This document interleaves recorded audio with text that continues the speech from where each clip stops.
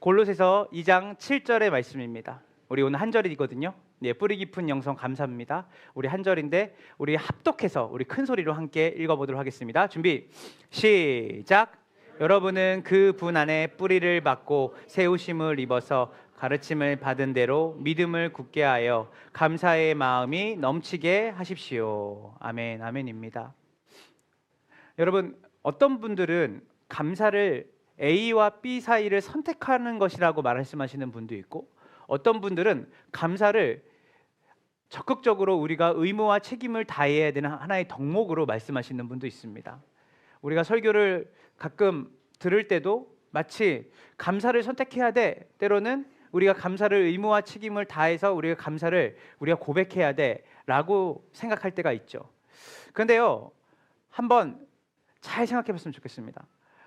성경은 정말 감사를 의무와 책임으로 우리에게 강요하는 것일까? 감사는 감사할 수 없는데 선택하는 것일까? 오늘 이 본문을 통해서 저는 여러분에게 감사는 선택과 의무가 아니라 감사는 바로 우리의 신앙생활의 본질이요, 우리의 정체성이라는 것을 여러분이 아시는 시간이 되기를 원합니다. 그래서 오늘 우리가 이 감사를 생각할 때 단순히 어떠한 선택과 강요라는 행위를 넘어서서 우리의 존재로부터 흘러나오는 자연스러운 거죠. 우리가 부모로서 자녀를 키우는 것처럼, 우리가 아침, 점심, 새끼를 점심, 저녁을 새끼를 챙겨 먹는 것처럼, 그것은 선택과 어떠한 의무와 책임을 넘어서 우리가 자연스럽게 우리의 존재로부터 나오는 존재의 행위라는 것을 여러분들이 오늘 본문을 통해 함께 살펴봤으면 좋겠습니다. 세 가지의 대지를 가지고 여러분과 함께 감사가 무엇인지를, 그리고 우리가 어떻게 감사를 할 수 있는지를 여러분이 존재로부터 우리가 함께 배워가는 시간이 되도록 하겠습니다. 자, 우리 첫 번째 대지를 함께 띄워주시면 좋을 것 같습니다. 준비 시작. 자, 여러분, 우리 이 본문을 보면요, 여러분은 그분 안에 뭘 받고? 뿌리를 받고. 여러분, 뿌리는 눈에 보이나요? 안 보이나요? 잘 안 보이죠. 네. 뿌리가 뽑혔다라는 말은 사실은 죽었다는 의미와 같은 말이죠. 사실 우리는 뿌리보다는 그 뿌리로부터 나오는 가지와 열매를 많이 봅니다. 그래서 아무리 나무의 잎이 무성해 보이고 그리고 열매가 보암직스럽고 탐스러워 보여도 사실은 뿌리가 약하면 금세 쓰러지고 죽게 돼 있어요. 오늘 이 시간에 결론적으로 감사의 마음을 넘치게 하십시오 하는데 단계를 얘기하는데, 일단 여러분이 감사를 하려면 여러분이 뿌리를 박아야 됩니다. 뿌리를 박아야 돼. 우리는 아까도 얘기했지만 감사를 생각할 때 흔히 어떻게 생각하냐면 좋은 일이 생기면 감사하고, 나에게 감정적으로 기분이 좋거나 내가 생각할 때 좋아 보이는 상황이나 나의 감정을 들게 만드는 일들이 벌어질 때 감사하죠. 기도가 응답이 되니까 감사하고, 상황이 풀렸으니까 감사하죠. 사실 이런 감사는요, 성경이 말하는 감사는 아닙니다. 왜냐면요, 성경은 우리에게 범사에 감사하라고 해요. 조건부 감사가 아니라 범사에 감사합니다. 예전에 아버님이 늘 헌금할 때 봉투 쓰시면 범사에 감사합니다. 그래서 저는 범이 호랑이 범사인 줄 알았습니다. 그래서 호랑이를 안 만나는 걸 감사한 건가 막 했는데, 어릴 때. 근데 이 범사라는 게 제가 이제 초등학교 고학년이 되면서 이게 모든 것이라는 걸 알게 됐어요. 어떻게 이렇게 모든 것에 감사하다고 감사헌금을 낼까? 저는 이게 되게 궁금했었는데, 여러분, 우리가 무엇이 응답이 되어지고 내가 좀 더 내 상황이 좀 나아지고 내 감정에 좋은 일이 경험되어지고 그것이 내 감정에 영향을 받을 때 우리가 감사한다고 한다면 이것은 조건부 감사가 되죠. 그러나 성경이 말하는 감사는 모든 것에 감사합니다. 항상 감사합니다. 어떻게 우리는 항상 감사할 수 있을까요? 사실 우리는 상황에 대한 반사를 잘하죠. 리플렉트를 잘해요. 그러니까 어떠한 안 좋은 상황이 벌어지면 그 안 좋은 상황에 대한 반사를 잘해요. 그러나 성경은 우리에게 리플렉션, 반추를 하라는 거예요. 깊이. 이 상황에 대한 깊은 생각이죠. 한번 잘 들어보세요. 그럼 이 뿌리라는 게 뭘까? 뿌리를 내려라. 감사를 하는 가장 첫 번째 조건이 뿌리를 내려라. 그러면 이 뿌리라는 말을 이 사도 바울은 은유적으로 표현한 건데, 그럼 이 뿌리가 뭘까? 따라해 보세요. 삶의 해석 기준. 그래서 이 뿌리는 해석이에요. 감사를 결정짓는 것은 상황이 아니에요. 내 상황이 바뀌어서 감사하고 상황이 안 바뀌면 감사할 수 없는 게 아니라 모든 것에 감사할 수 있는 가장 중요한 뿌리는 바로 내가 어디에 해석의 기준을 두냐는 거예요. 예를 들어서요. 상황은 똑같은데 부부가 있죠. 부부가 맞닥뜨린 상황은 여러 상황이 같을 수 있습니다. 자녀에 대한 거, 공통 부모가 있는 거죠. 근데 어떤 부모는 그 상황에 대해서 막 분노하고 불평과 원망을 쏟는데 또 어떤 부모는 그 상황에 대해서 감사하는 거예요. 이것은 뭐가 있냐면 상황은 똑같은데 감정은 완전 다른 거죠. 그 차이가 뭘까요? 바로 뿌리예요. 우리는 항상 어떤 상황과 환경에 대해서 우리가 맞닥뜨릴 때 우리는 그 상황을 해석하게 되거든요. 이 상황을 어떻게 해석할까? 그런데 어떤 사람은 이 뿌리를 건강에 두는 사람이 있어요. 이 건강에 따라서 자기의 상황과 환경에 감사가 있기도 하고 없기도 해요. 어떤 사람은 자녀에게 뿌리를 둬요. 자녀가 어떤 시험에 붙거나 자녀가 좀 건강하거나 자녀가 뭘 하게 되면 자녀 때문에 하나님께 감사할 때가 많아요. 자녀가 만약에 자기가 원래 의도한 대로 하나님께서 그 환경을 바꾸시지 않으시면 거기에 대해서 불평과 원망을 쏟죠. 어떤 사람은 사람의 인정에 뿌리를 둬요. 왜 나를 이렇게 하는데 인정하지 않지? 근데 누가 인정만 해주면 하나님 감사합니다. 이렇게 인정받게 해주셔서 감사합니다. 어떤 사람은 재정에 뿌리를 둬요. 그래서 내가 재정적으로 풍성하거나 부유하면 이것이 감사의 조건으로 자기가 가장 중요하게 생각하는 감사의 조건이 되는 거죠. 그런데 이 모든 것의 공통점이 뭐냐면 제가 지금 말했던 재정, 관계, 자녀 이 모든 것의 공통점은 뭐냐면 변한다는 거예요. 변해요. 거기다 뿌리를 두면 감사가 그래프처럼 위아래로 요동치게 돼 있는 거예요. 범사의 감사라는 것은 조건부 감사가 아니라 변하지 않는 감사를 얘기해요. 그러면 어떻게 변하지 않고 감사를 우리가 모든 것을 할 수 있을까? 그럼 뭐예요? 변하지 않는 것에 우리의 뿌리를 내려야 돼요. 자, 오늘 아까 다시 본문의 말씀을 우리가 함께 보도록 하겠습니다. 시작. 여러분은 자, 뿌리를 누구에게 내리는 거예요? 여기서 이 그분은 누굴까요? 예수님이에요. 예수 그리스도. 예수 그리스도 안에 뿌리를 박아라. 이게 감사의 시작이에요. 변하지 않는 나는 우리의 집 문제가, 우리의 자녀 문제가, 나의 관계의 문제가, 나의 불확실한 미래의 문제가 해결될 때 감사한 게 아니라 만약에 그것들 때문에 감사하고 그것들 때문에 감사하지 못한다고 한다면 우리는 성경에서 말하는 감사를 놓치는 거죠.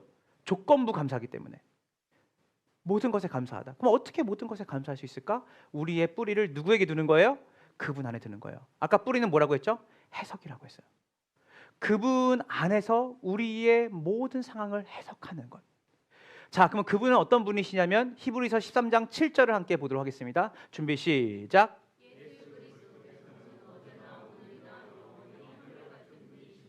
예수님 어떠신 분이시죠?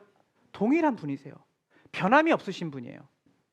그래서 예전에는 좋은 일이 생기면 감사하고 내가 볼 때 선하지 않는 일이 부정적인 일들이 이 세상에 벌어지면 감사하지 못했어요. 그런데 예수 그리스도께 뿌리를 내리면 상황이 아니라 예수님이 내 해석의 기준이 돼요. 그래서 예수님이라면 어떻게 이 상황을 보실까? 예수님이라면 어떻게 이 상황을 인도하실까? 그래서 우리의 감사의 뿌리가, 해석의 뿌리가 상황과 환경과 자녀와 물질의 문제가 아니라 모든 것에 감사할 수 있는 것은 우리가 예수님과 함께 연합하여 살아가는 예수님의 마음으로 예수님과 더불어 우리의 모든 상황을 해석할 수 있는 사람이 되었다는 것을 인정하는 것이에요.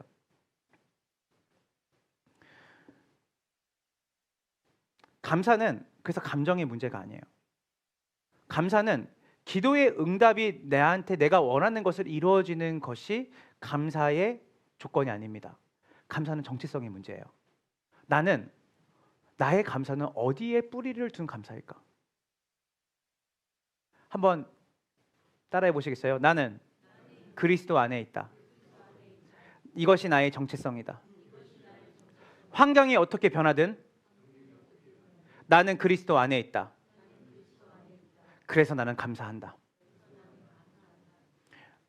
최근에 이제 몇몇 사람들과 같이 책을 읽는데 이제 기도라는 책을 읽고 있었어요. 필립 얀시라는 분이. 근데 그거를 제가 이제 서머리를 해주는데 거기서 그 주제가 뭐였는지 아세요? 기도는 왜 해야 될까요? 이게 질문이에요. 그래서 그 책의 답을 필립 얀시라는 세계적인 기독교 작가는 이렇게 말했어요. 예수님이 기도하셨으니까요. 끝이었어요. 왜 기도했냐면요. 예수님이 기도하셨으니까 그분의 본을 따라야죠. 우리가 어디에 뿌리를 넣을 때 우리가 변하지 않는 감사를 할 수 있을까요? 예수님 안에 여러분의 정체성을 두는 거예요. 예수님께 여러분의 뿌리를 두는 거예요. 그래서 여러분이 나는 감사할 수 있는 이유, 우리가 이런 상황에 감사할 수 있는 건 뭐냐면 우리가 이제는 예수님이라는 분을 통해서 이 상황을 보기 때문에 그분의 선하신 손 안에 내 삶이 있다라는 것을 나는 믿기 때문에 이 모든 상황 속에서 나는 감사할 수 있다라고 하는 것을 여러분 믿으시길 간절히 소망합니다. 그래서 오늘 이 한 구절을 통해서 우리가 결국은 궁극적으로 감사가 넘치는 것의 첫 단추는 뭐냐면 우리가 어디에 우리의 감사의 조건에 뿌리를 두고 있냐가 여러분의 삶 가운데 중요하다는 거예요. 여러분은 어디에다 뿌리를 두고 있습니까? 여러분은 무엇을 할 때 하나님께 감사하고 무엇을 할 때 불평합니까? 어쩌면 우리의 삶에 범사에 감사한다는 말은 정보로서 너무 많이 우리가 가지고 있고 들었지만 사실은 우리의 뿌리가 아까 말했던 것처럼 자녀가 내 인생의 감사의 조건이 되고 내 재정의 상황이 감사의 조건이 되고 내가 원하는 그 무언가가 감사의 조건이 된다면 여러분은 감사할 수 없는 사람으로 살아갈 수밖에 없어요. 변하지 않으시는 예수님께 뿌리를 내리는 첫 단추를 깨는 우리 검단하는 함께 하는 게 모든 성도들 되길 주님의 이름으로 축원합니다. 두 번째입니다. 두 번째 대지입니다. 우리 다 같이 함께 볼게요. 준비 시작. 감사는 하나님이 나를 세우시는 과정을 자, 골로새서 2장 7절을 우리 다시 한번 또 보도록 하겠습니다. 준비 시작. 여러분은 그분 안에 뿌리를 받고 세우심을 입어서 여기까지입니다. 뭘 입어서요? 세우심을 입어서. 자, 감사는 하루아침에 잘하지 않아요. 모든 것에 감사할 수 있으면 얼마나 좋겠어요. 그렇죠? 그러나 그 감사는 따라해 보세요. 시간에 세례를 받아야 된다. 그러니까 뭐냐면 시간이 우리를 감사할 수 있는 존재로 성숙하게 만든다는 거예요. 자, 여기서 세우심을 입는다는 것은 뭐냐면 여러분 수동이에요, 능동이에요? 우리 편에서 수동이죠. 누가 세우신다는 거예요? 하나님이 세우신다는 거예요. 그래서 이 세우심이라고 하는 이 단어는요 헬라어로 현재 수동 분사예요. 그 말은 뭐냐면 지금도 세우심을 받고 있다라는 거예요. 현재형이에요. 여러분 지금도 여러분들이 세우심을 받고 있어요. 믿으십니까? 근데 그 세우심을 누가 세우고 있는 거예요, 여러분을? 하나님이 세우심을 받게 하고 있어요. 자, 빌립보서 2장 12절 13절을 함께 보도록 하겠습니다. 준비 시작. 그러므로 사랑하는 내가 함께 있을 때뿐만이 아니라 지금 내가 없을 때에도 더욱더 순종하여 두렵고 떨리는 마음으로 여러분의 구원을 이루어 가십시오. 활동하시는 분은 하나님이십니다. 하나님은 자기의 기쁘신 뜻을 따라 여러분에게 결단한 마음을 주시고 실천하게 하시는 분입니다. 지금 우리 안에 소원을 두시고 자신의 기쁘신 뜻을 따라서 여러분을 이끄시는 분이 누구시라고요? 하나님이에요. 주님께서 그 일을 지금 여러분 가운데 하고 계세요. 믿으세요? 그래서 아까도 얘기했지만 감사는 성장의 열매예요. 감사는 과정 속에서 더 깊어져요. 자, 그러면 하나님이 우리를 지금도 세우시는 거예요. 뭘 하게 하기 위해서? 감사한 삶을 살게 하기 위해서. 근데요, 하나님이 이 감사하는 삶을 뭘 통해서 우리에게 점점 무르익게 하시냐면요, 시간 속에서 무르익게 하시는데 하나님이 쓰시는 특효약이 있습니다. 한번 따라해 보시겠어요? 고난이에요. 하나님은 고난을 통해서 우리를 세우세요. 로마서 5장 3절부터 4절을 함께 보도록 하겠습니다. 준비 시작. 그뿐만 아니라 우리는 환난을 자랑합니다. 우리가 알기로 환난은 인내력은 단련된 인격을 낳고 단련된 인격은 희망을 낳습니다. 환난이 우리에게 희망을 낳는다고 얘기를 해요. 자, 야고보서 1장 2절부터 4절을 얘기합니다. 준비 시작. 여러 가지 시험에 빠질 때 그것을 더할 나위 없는 뭘로? 기쁨으로 생각하십시오. 여러분은 믿음의 시련이 인내를 낳는다는 것을 알고 있습니다. 자, 신앙은 뭘 통해 깊어질까요? 고난을 통해 깊어져요. 예전에 지금은 은퇴하신 이제 거의 80이 돼가신 박영선이라는 목사님이 이렇게 말씀하셨어요. 하나님이 사람을 깊은 믿음의 성숙과 성장으로 이끌어 가실 때 하나님이 쓰시는 방법이 있대요. 그게 뭔지 아세요? 고난이라고 했어요. 근데 어떤 고난을 주는지 아세요?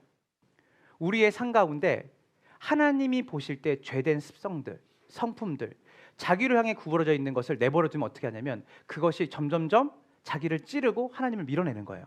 그럼 하나님 어떻게 하세요? 하나님이 우리를 힘들게 하세요. 우리 선우가 요즘 이제 아토피가 좀 있어서 눈을 계속 만지는데, 그러면 그걸 내버려 두면 어떻게 되죠? 선우는 편하대. 눈을 이렇게 그냥 내버려 두는 게 편하대. 연고를 바르자 그러면 그렇게 싫어하고 약을 먹자 그러면 그렇게 싫어요. 근데 선우가 그 일들을 해야 뭐 할 수 있는 거예요? 치료가 되는 거예요. 여러분의 삶 가운데 하나님이 여러분을 더 깊은 신앙으로 인도할 때 나는 좀 더 나를 편하게 안락하게 주면 나는 더 감사할 수 있을 것 같은데 여러분 그렇지 않아요. 하나님이 여러분을 예수님을 닮은 사람으로 빚어가세요. 그때 쓰는 게 뭐냐면 고난입니다. 사람은 쉽게 안 변합니다. 그래서 여러분들이 어떤 환란이 왔을 때 박영선 목사님이 얘기했던 것처럼 이 환란을 통해서 하나님이 나의 모난 곳, 내가 하나님보다 사랑하는 것, 내가 하나님을 따라가는 성품이 아닌 내 이기적인 성품을 하나님이 나를 지금 다루시는구나. 그래서 실제로 고난은 왜 힘드냐면 나의 죄된 자기 사랑을 계속해서 건드려요. 내가 원하고 내가 뜻하는 것이 아니라 하나님이 뜻하고 원하는 것에 순종할 수 있는 여정과 가정을 가도록 해야 되는데 그것이 우리 편에서는 너무나 힘든 일이죠. 근데 하나님이 우리를 그렇게 두신다는 거예요. 왜 그럴까요? 우리의 신앙을 깊이 하나님이 다듬어 가시는 거예요. 근데 신앙이 깊어지면 뭐가 깊어질까요? 따라해 보세요. 감사가 깊어진다. 욥의 삶을 볼까요? 욥은요, 여러분이 아시는 것처럼 동방에서 제일 부자였어요. 욥기 아시죠? 동방에서 제일 부자였어요. 근데 그가 하루아침에 자녀를 다 잃었어요. 그리고 재산을 잃고 건강을 잃었어요. 온몸에 악창이 났어요. 아내마저 뭐 했냐면 하나님을 욕하고 죽으라고 했어요. 자, 그리고 그 긴 터널에, 고통의 터널을 지나서 우리가 볼 때는 이런 건 우리한테 오지 않았으면 좋겠다 싶은데 사실 욥기의 결론은 그렇게 끝나지 않아요. 긴 고난의 터널을 지나서 욥이 하나님께 고백했던 이 순간은요, 욥의 가정이 회복됐던 상황이 아니에요. 욥의 재정이 회복된 상황이 아니에요. 제가 말했잖아요. 상황에 뿌리를 두면 상황 때문에 욥이 감사했구나라고 말할 수 있지만 욥이 이 마지막에 우리가 잘 아는 이 결정적인 고백을 할 때는 욥의 지금 상황이 조금도 나아지지 않는 그 상황이었어요. 여전히 악창이 있었고 자녀들은 다 죽어 있었고 잿더미에 앉아 있을 상황에 욥이 깨달은 것 단 한 가지였어요. 욥기 42장 5절입니다. 다 같이 읽어볼게요. 욥기 42장 5절입니다. 준비 시작.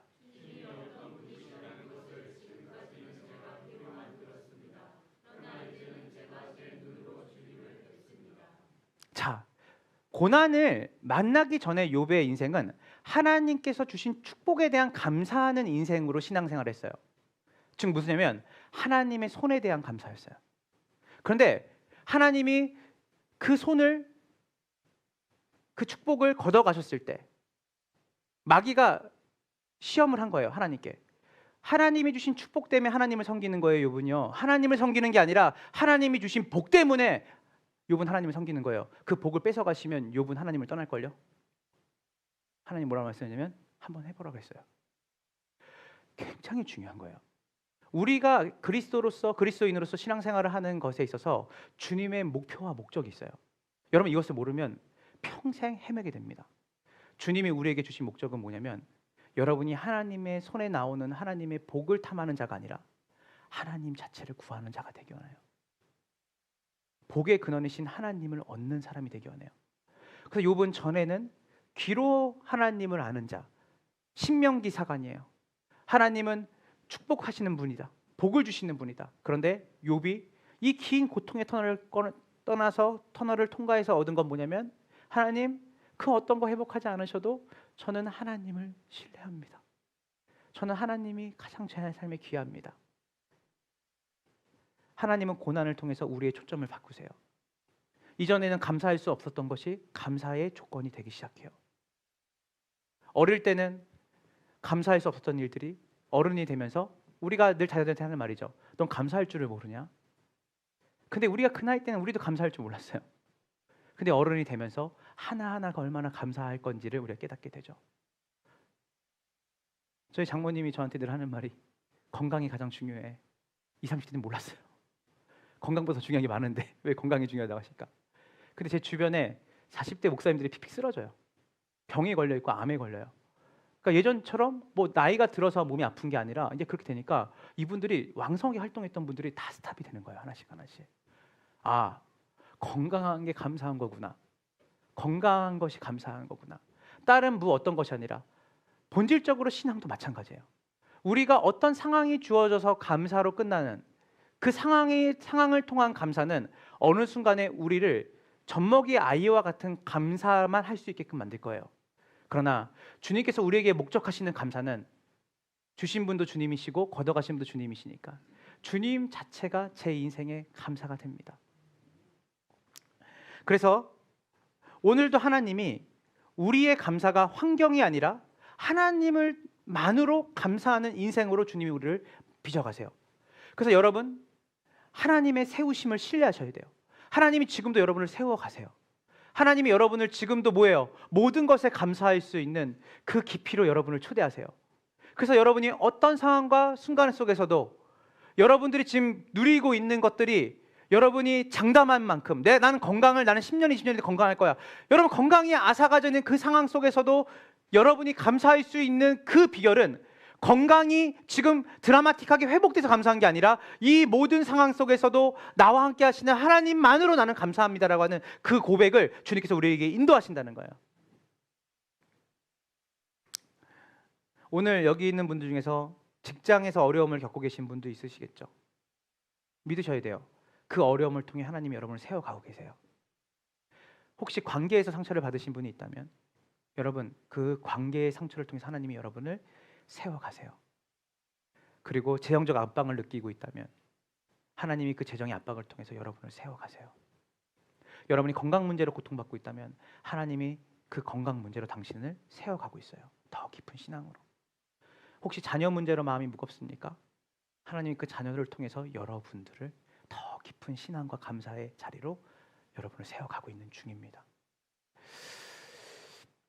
그래서 우리는 이렇게 물어야 돼요. 하나님, 이 상황을 언제 역전시킬 겁니까? 언제 바꾸실 겁니까? 아니라 우리에게 건강한 질문은 하나님, 이 가정을 통해서 저를 어떻게 세워나가시기를 원하십니까? 하나님, 이 가정을 통해서 제가 어떻게 하나님을 경험하기를 원하십니까?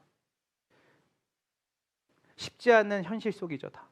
그러나 그 속에서 하나님은 우리를 뭘 훈련시키고 있냐면 우리를 감사를 훈련시키고 우리의 신앙의 초점이 환경이 아니라 하나님께 두는 것을 우리에게 훈련을 시키고 있다는 거예요. 지금 여러분들이 이미 누리고 있고 가지고 있다라고 하는 것, 그래서 감사의 조건이 되지 않다고 생각하는 것들이 여러분에게 얼마나 감사한지를 하나님이 신앙의 성숙답게 깨닫게 하시는 거예요. 숨을 쉬는 게 감사하다는 것을 아십니까? 우리가 오늘 호흡할 수 있는 게 얼마나 감사한 줄 알아요? 그리고 우리가 어떤 상황 속에서도 우리가 기도할 수 있는 대상과 우리를 선하게 이끄신다는 하나님이 있다는 것을 아는 것은 사실은 우리가 정보로는 알 수 없습니다. 우리의 삶 가운데 하나님이 우리의 피난처가 되시는구나. 우리의 구원자가 되시는구나. 어떤 상황 속에서도. 그 다윗은 얘기하죠. 나를 쉴만한 물가로 인도하시지만 때로는 사망의 음침한 골짜기를 다닐지라도 내가 해를 두려워하지 않는 것은. 그러니까 우리가 생각하는 그 쉴만한 물가를 생각하지만 다윗은 말하는 거죠. 내가 사망의 음침한 골짜기를 다닐지라도, 그러니까 변수를 얘기하는 게 아니라 상수 되시는 그 하나님께 집중하는 삶. 그래서 다윗은 고백했던 거죠. 주의 궁전에서의 하루가 세상에서 내가 부귀영화를 누리는 첫날보다 낫습니다. 여러분, 이런 감사가 여러분에게 반드시 나오도록 주님 빚어가실 겁니다. 기독교 신앙은 인본주의가 아닙니다. 하나님의 여러분의 삶의 주인 되시기를 원하세요. 그분이 여러분에게 가장 위대한 가치가 되기를 원하세요. 그래서 지금도 여러분이 세워져 가는 과정이 있는데 그 세워지는 과정이 고통스럽지 않다면 우리가 바뀌겠습니까? 모든 것이 내 뜻대로 된다면 우리가 하나님을 필요로 하겠어요? 모든 것이 내 뜻대로 되어지는 것이라면 우리가 거기서 감사가 나오겠어요? 이 세워짐을 통해서 내가 전에는 주님을 귀로만 들었는데 이제는 눈을 들어 주님을 봅니다라고 하는 더 깊은 하나님을 알아가는 그 세워짐으로 여러분들이 하나님의 관점을 보기를 주님 이름으로 축원합니다. 마지막 세 번째입니다. 다 같이 읽어볼게요. 준비 시작. 마지막입니다.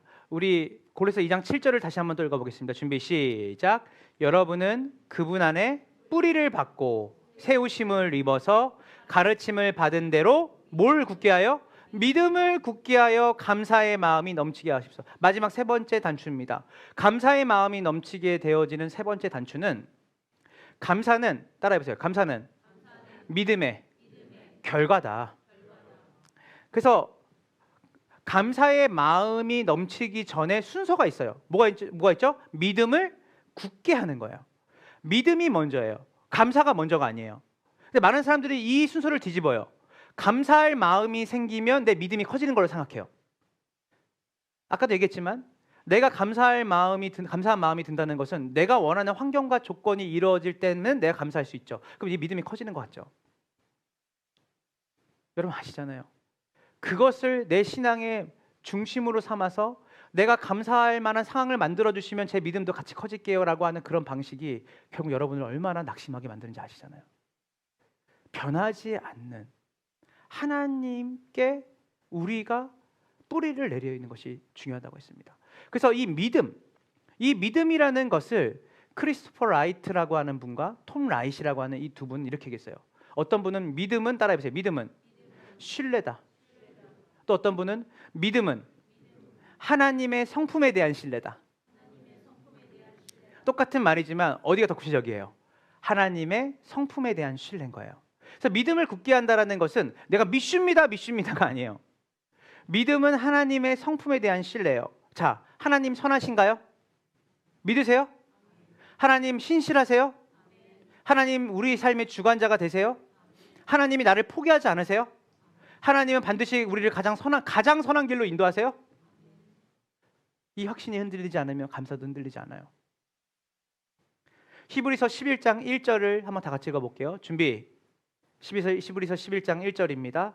다 같이 읽어보겠습니다. 준비 시작. 믿음은 바라는 것들의 확신이요 보이지 않는 것들의 증거입니다. 믿음은 아직 눈에 보이지 않아요. 여러분 착각하는 거예요. 하나님을 신뢰한다는 것은 무엇이 내 손에 잡히고 내가 만져져서 그 하나님을 믿는 게 아니에요. 아까 말했잖아요. 내가 믿을 만한 것들이 주어져서 하나님을 따르는 게 아니에요. 뭐예요? 그분을 믿을만 하니까 그분을 믿고 바라지 않은 것들을 이미 내 눈앞에 오지 않는 것들을 이미 받았다고 여기는 거예요. 여러분 약속이라는 거 많이 해보시잖아요. 아이고 누구 엄마 누구 아빠 우리 뭐 누구야 아무개야 내가 몇 날 몇 시에 그 일을 할게.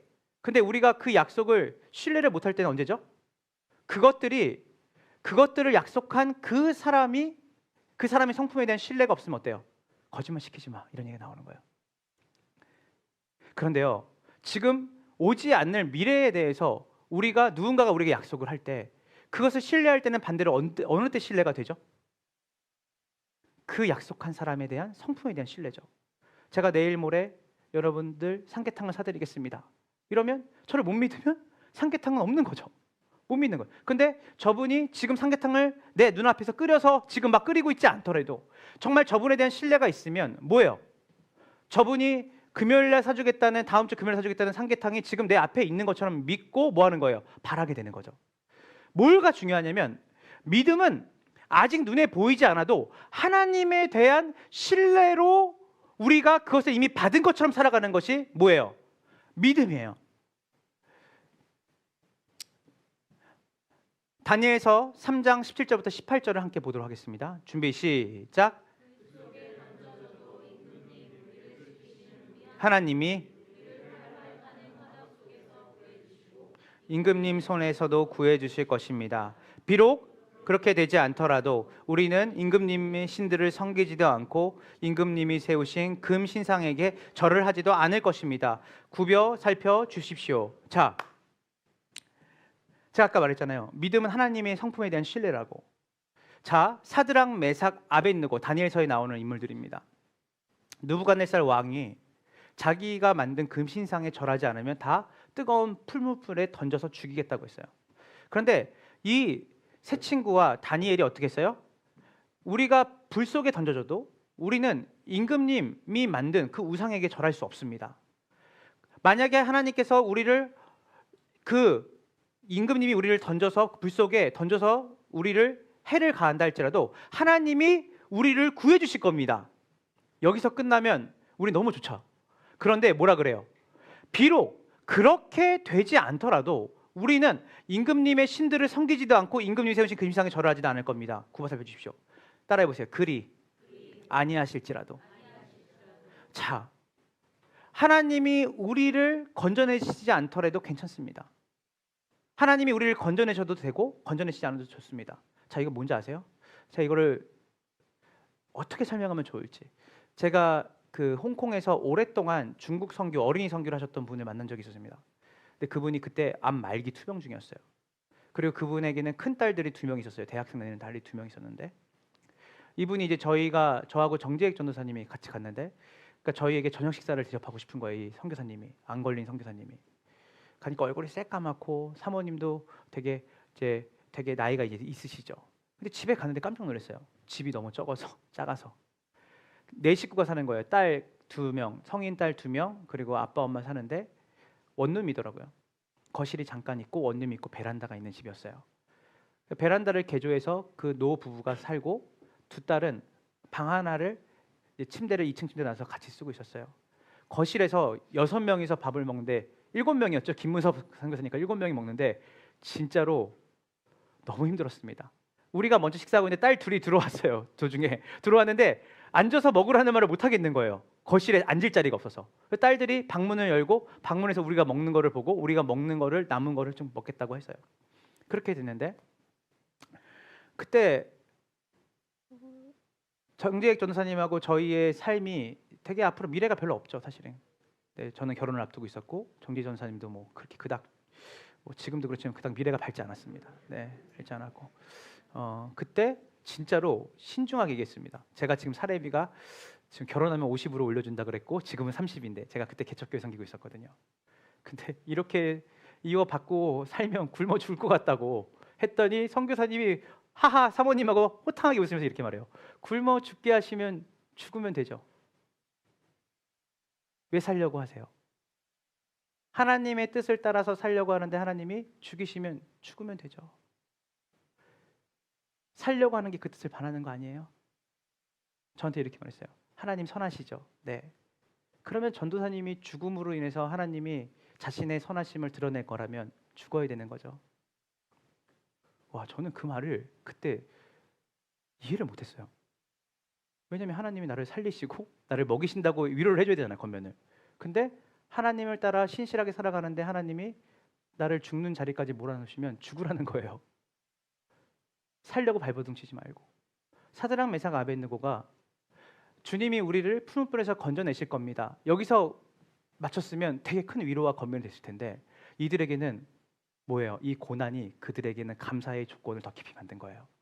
그리하지 않으셔도 저희는 괜찮습니다. 감사합니다. 왜요? 우리는 하나님이 선하시다는 것을 알기 때문에 우리의 죽음이 하나님에게 선하신 방식으로 이 땅 가운데 이루어질 수 있다는 것을 믿습니다. 살리셔도 그것이 선하시고 죽으셔도 선하신 것이죠. 여러분, 이거 놀라운 고백 아니에요? 그 전진의 선교사님이 웃으면서 하나님이 넓히시지 않으면 그냥 넓히지 않는 대로 사는 게 선하신 방법이라고 믿으세요. 이거는 어떤 인샬라에 대한 게 아니에요. 그러니까 주의 뜻대로 이런 부분이 아니에요. 적극적으로 삶을 살아내지만 우리가 하나님께서 우리를 몰아놓으실 때 하나님만으로 우리가 믿고 따라간다는 건 뭐냐면 그분의 성품을 신뢰하는 거예요. 지금 여러분에 있는 어떠한 상황과 환경 속에 제가 있는지 몰라요.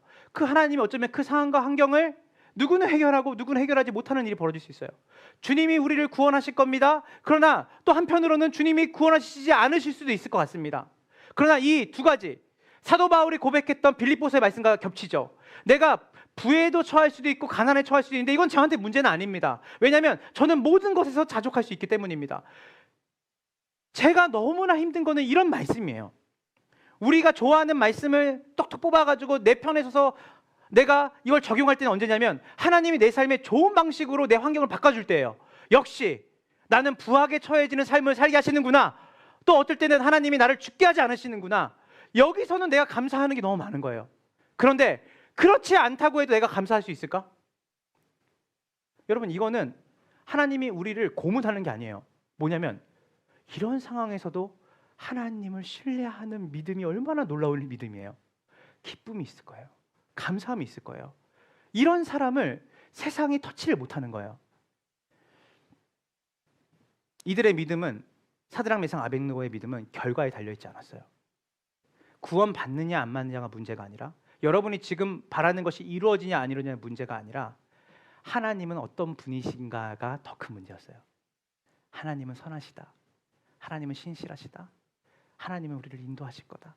하나님은 이스라엘을 이 포로기 시대 때도 하나님은 긍휼하게 살피실 거다. 그 신뢰가 다니엘과 세 친구들에게 구원하지 않더라도 우리의 죽음을 재료로 삼으셔서 하나님의 영광을 드러내실 거라고 하는 그 하나님의 선하심 앞에 자기의 믿음의 고백을 했다는 거예요.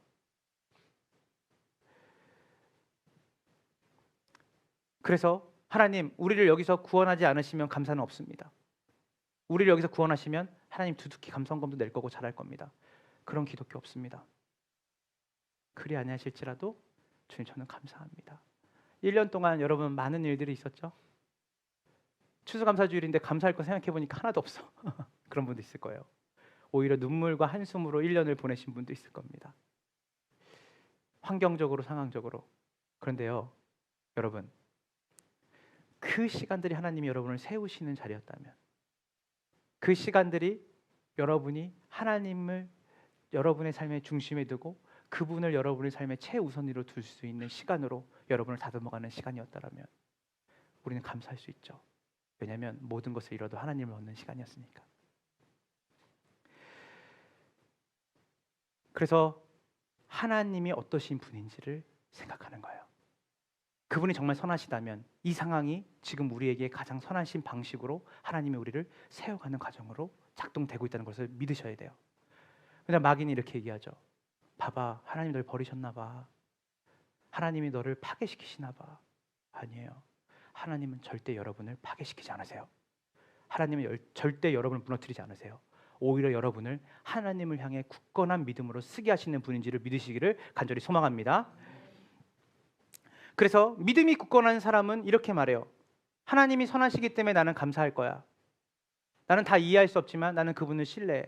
하나님이 신실하시기 때문에 감사하고, 하나님이 누구보다 나를 사랑하신다고 말씀하셨기 때문에 나는 그 사랑을 믿어. 하나님이 나와 함께 계신다는 것, 나는 그것을 믿기 때문에 이 칠흑 같은 어둠 속에서도 나는 노래를 부를 수 있는 이유는, 이 칠흑 같은 어둠 속에 나 홀로 있는 게 아니라 주님이 세상 끝날까지 함께 있으심으로 지금 내 삶의 가장 선하신 방식으로 나와 함께 계신다는 것을 나는 믿어. 그분이 약속하셨잖아. 그분의 성품을 나는 신뢰해. 그래서 지금 이 순간에도 감사할 수 있어. 말씀을 마무리합니다.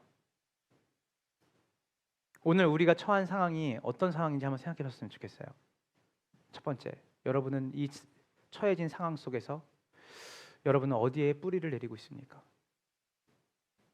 이 상황에 뿌리를 내리고 있다면 여러분은 이 상황이 여러분에게 하나님이 될 거예요. 또한 여러분은 지금 하나님이 여러분을 세워 가시는 중이라는 걸 믿으십니까? 하나님이 여러분을 원하세요. 하나님으로 기뻐하게 원하세요. 마지막으로, 여러분은 하나님이 선하시고 하나님이 신실하시고 하나님이 세상 끝날까지 나와 함께 계신다는 것을 신뢰하십니까? 그렇다면 여러분의 삶 가운데 주님의 약속이 반드시 이루어질 겁니다. 그것이 여러분이 의도하는 선함이 아니라, 항상 우리가 부딪히는 것은 내가 원하는 선함과 하나님이 원하시는 선함이 다르기 때문이에요. 선이라는 기준을 우리는 다 인본주의적으로 나에게 선한 게 선한 거라 생각해요. 근데 기억하세요. 하나님은 영원을 보고 계신 분이에요. 그래서 여러분에게 선하심이 지금 여러분이 원하는 선한 방식으로 여러분에게 하나님 역사하지 않으셔도 하나님은 이터널 라이프죠. 영원에 비하면 여러분이 살아가는 지금 이 순간에 고민하는 문제는 하나의 점과 같아요. 하나님은 끝까지 보시고 지금 여러분의 삶에 가장 선한 것이 무엇인지를 알고 주세요.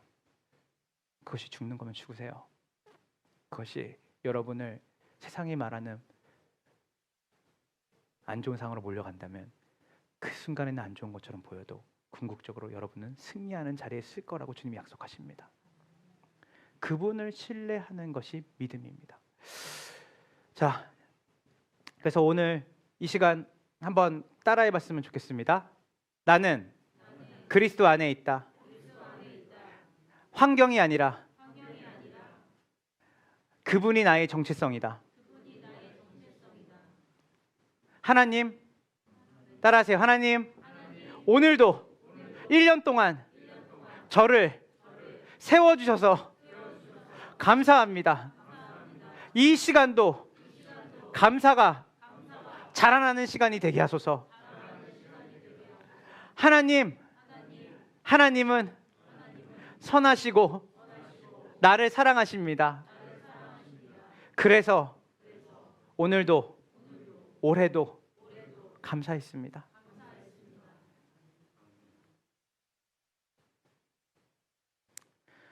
여러분, 그리스도 안에서 뿌리 깊은 나무가 되기를 원합니다. 어떤 상황에서도 흔들리지 않고 날마다 세워지는 믿음의 사람들이 되기를 원합니다. 그리고 사랑하는 우리 성도님들, 여러분의 삶에 뿌리를 내리고 그분께 뿌리를 내리고 그분이 우리를 세워가심을 믿고 신뢰하며 그리고 그분의 성품을 신뢰하며 나아갈 때 주님이 어느 순간 감사할 수 없었던 그때가 있었는데 그 감사할 수 없었던 그때조차도 감사함으로 고백하는 나를 주님께서 허락하실 거예요. 그래서 우리 마지막 본문을 한 번만 더 본문을 읽고 우리 마무리하도록 하겠습니다. 다 같이 읽을게요. 준비 시작. 여러분은 그분 안에 뿌리를 받고 세우심을 입어서 가르침을 받은 대로 마음을, 여러분을 통해서 감사의 마음이 뭐요? 넘치는 거예요. 환경이라고 하는 경계와 기준에 이 감사가 갇히는 게 아니라 우리의 환경을 넘는 거예요. 우리의 상황을 넘는 거예요. 넘친다는 것은 pour out이에요. 그냥 넘치는 게 아니라 온 내 주변에 있는 사람들에게 그 감사가 전염이 되는 거예요. 그런 사람 될 수 있죠. 이건 누구만 할 수 있는지 알아요? 그리스도인만 할 수 있어요. 여러분만 할 수 있어요. 저만 할 수 있어요. 범사에 감사하십시오. 이것이 하나님의 뜻이라고 할 때 어떻게 모든 것에 감사하지? 예수께 뿌리를 두니까 감사한 거구나. 그분이 지금 이 모든 상황에 안 좋은 일로 인해서도 감사할 수 있는 것은 이 모든 것이 나를 세워 가시는 과정이구나. 그리고 그분은 반드시 신실하게 당신의 성품대로 나를 영혼과 잇대어서 인도하시는 분이시지. 그것을 믿는 사람이 감사할 수 있는 거예요. 2026년 1년을 준비합시다. 2026년 추수감사주의를 향해 또 우리는 가는 거예요. 2025년도에 감사할 수 없었던 것들이 2026년도에 감사로 바뀌어지는 믿음의 성장이 여러분의 있기를 원합니다. 우리 한병훈 형제가 저한테 카톡을 보냈는데 지금 손가락이 다쳐서 입원해 있잖아요. 근데 제가 며칠 있다가 연락을 했는데 이렇게 얘기하더라고요. 목사님, 그래도 감사해요. 근데 그게 사실은 얼마나 아프겠어요. 또 어떨 때는 상황이 막 힘들지 않겠어요? 손이 유착기에 넣어가지고 사실은 거의 잘릴 뻔하는 상황이었거든요. 근데 저한테 뭐랬냐면 감사해요. 그게 목소리에 힘이 없지만 감사해요 했는데 제가 마음에 안도감이 들었어요. 왜냐하면 상황에 따른 그 고백을 할 수 있잖아요. 그런데 그래도 이 상황이 감사해요. 손이 안 잘려서 감사하고 또 그리고 이 상황을 통해서 좋은 책들을 읽고 신앙이 다시 자기를 들어볼 수 있는 상황에서 감사하고 그 감사를 얘기하더라고요. 자라나는 거죠. 세우심을 입는 거예요. 2026년도에 추수감사절 1년 남았죠? 다시 1년 시작되는 거예요. 우리 안에 감사가 이전에 했던 값싼 감사가 아니라 이제는 주님께 뿌리를 내리는 감사가 여러분의 삶 가운데 차고 넘치기를 주님의 이름으로 축원합니다. 우리 이 시간 다 같이 함께 찬양하며 나아갑시다.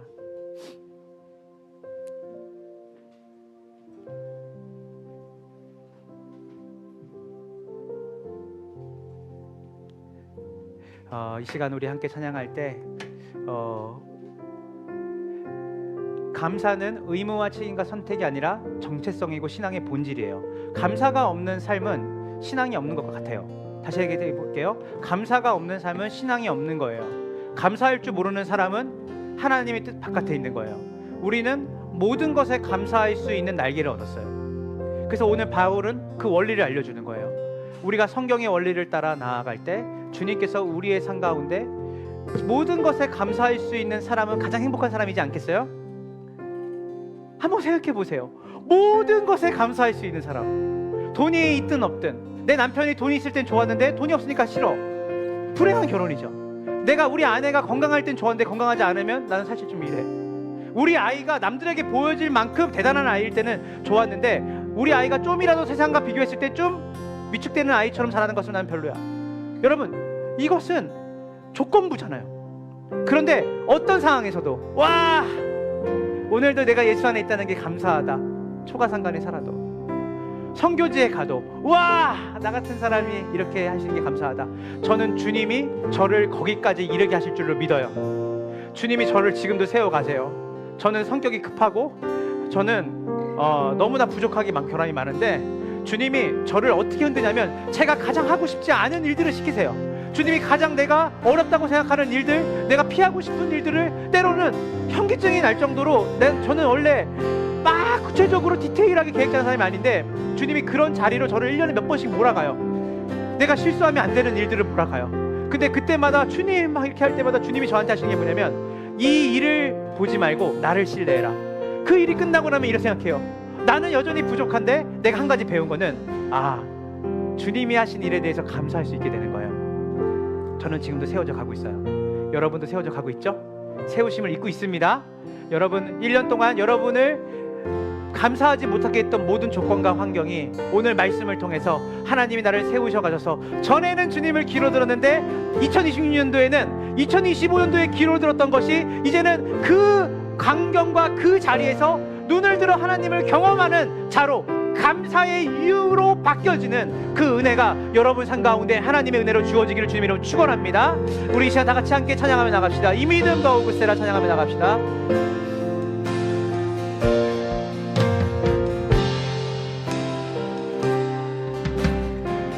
여기에 모인 우리, 여기에 모인 우리, 주의 은총 받은 자여라. 주께서 이 자리에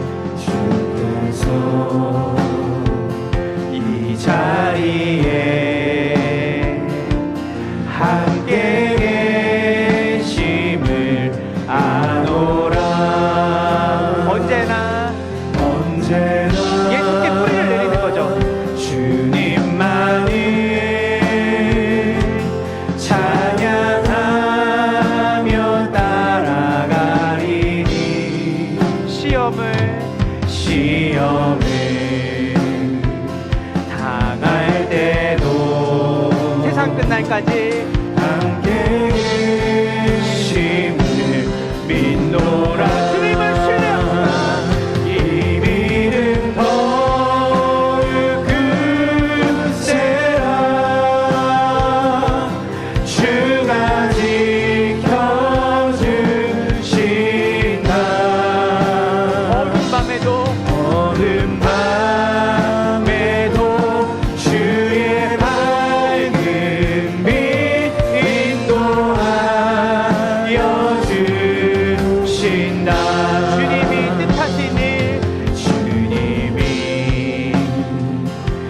뜻하신 일, 우리의 머리로는 헤아리기 어렵더라도 언제나 주 뜻 안에 내가 있음을 아노라. 오늘도 사랑과 말씀들이 우리의 나를 더욱 새롭게 하니 비록 지금은 때로는 넘어져도 승리하게 하실 채우실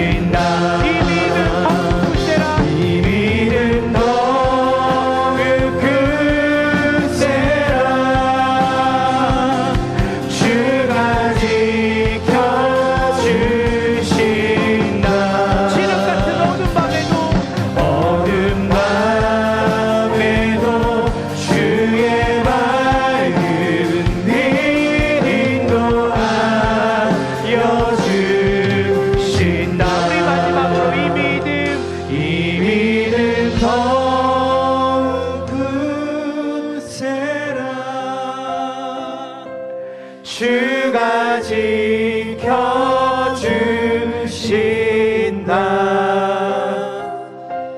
어둠 밤에도 주의 밝은 빛 인도하여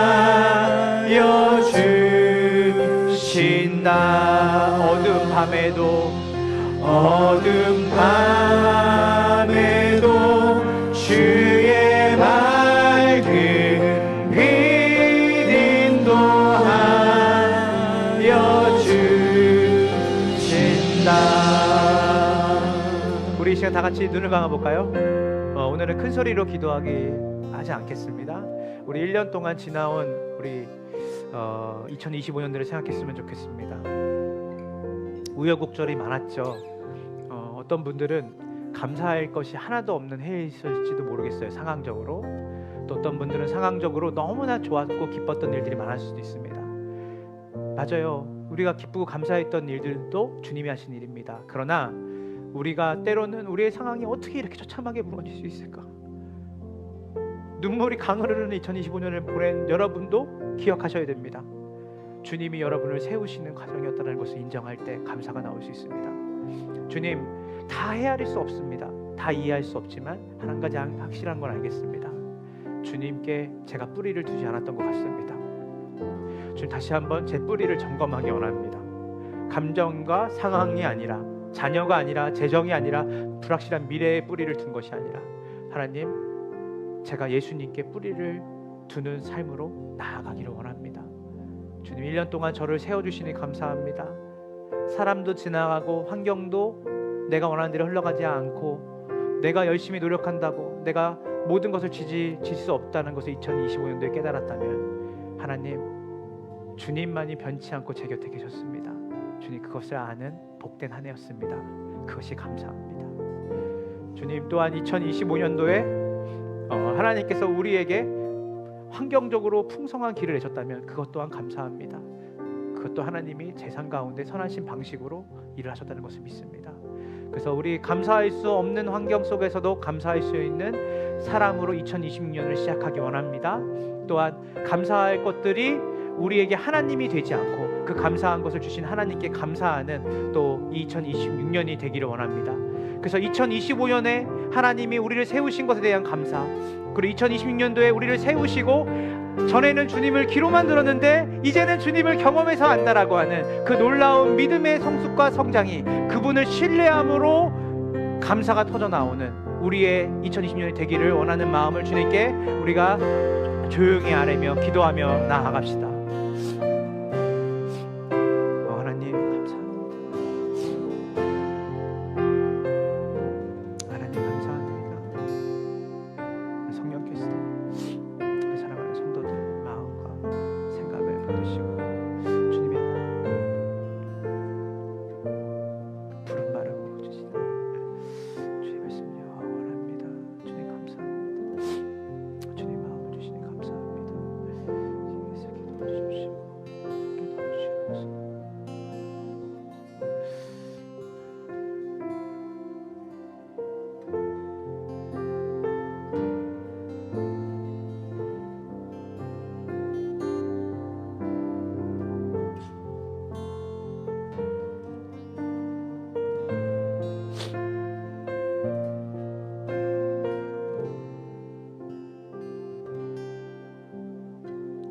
하나님 감사합니다. 오늘 뿌리 깊은 영성 감사, 뿌리 깊은 신앙 감사, 뿌리 깊은 삶 감사.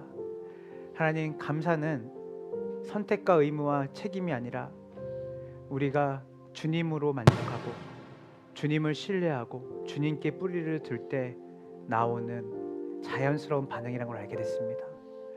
2025년 우리를 한결같이 인도하신 주님을 찬양하고 우리 안에 모난 우리의 죄된 습성, 그리고 하나님을 오해하며 하나님을 마치 우리의 삶 가운데 요술램프 지니처럼 우리의 소원을 이루는 정도로 하나님의 손에서 나오는 복을 하나님으로 착각하며 살았던 우리의 인생 속에 잘못된 감사가 있었다면, 하나님, 이 시간에 하나님의 손을 구하는 감사가 아니라 하나님 자체로 하나님을 구하며 하나님 되심을 바라보는 진정한 하나님의 존재로 말미암아 감사하는 감사가 우리의 삶 가운데 세워지기를 원합니다.